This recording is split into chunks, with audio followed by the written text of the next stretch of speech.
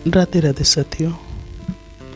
दोस्तों, कोई भी अपने कर्म से भाग नहीं सकता। कर्म का फल तो भुगतना ही पड़ता है, इसलिए अच्छे कर्म करो ताकि अच्छे फल मिले।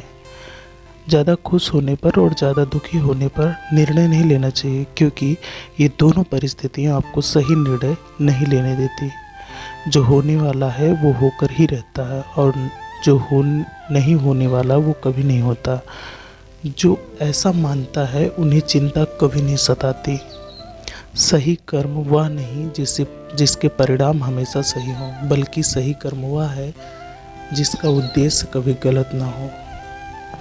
धरती पर जिस तरह मौसम में बदलाव आता है, उसी तरह जीवन में भी सुख दुख आता रहता है। मानव कल्याण ही भगवत गीता का प्रमुख उद्देश्य है, इसलिए मनुष्य को अपने कर्तव्यों का पालन करते समय कल्याण को प्राथमिकता देनी चाहिए।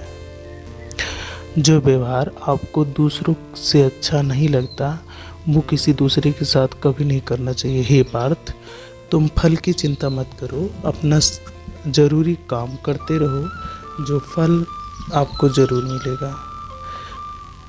तुम्हारे साथ जो हुआ वो अच्छा हुआ, जो हो रहा वो अच्छा होगा, जो होगा वो भी अच्छा ही होगा। जीवन का आनंद ना तो भूत में है और ना ही भविष्य में है, बल्कि जीवन का सुख वर्तमान में है। मन की शांति से बढ़कर इस संसार में कुछ भी संपत्ति बड़ी नहीं है।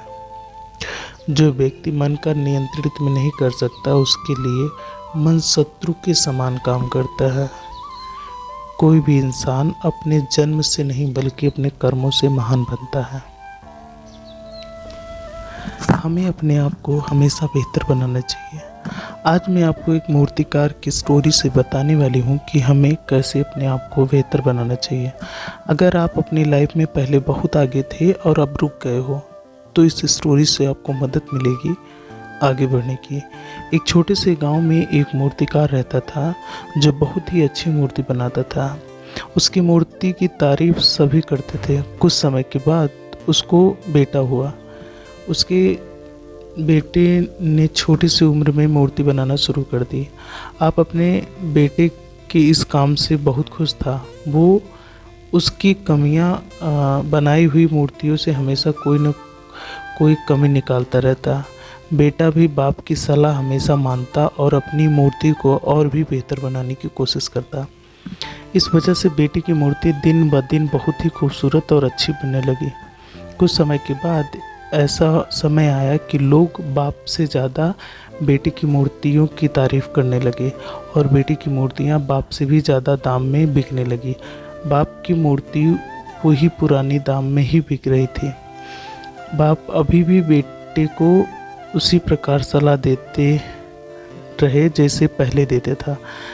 बेटे को अब वो पहले जितना अच्छा नहीं लगता था, फिर भी वो बाप की सलाह लेकर अपनी मूर्ति से सुधारता था।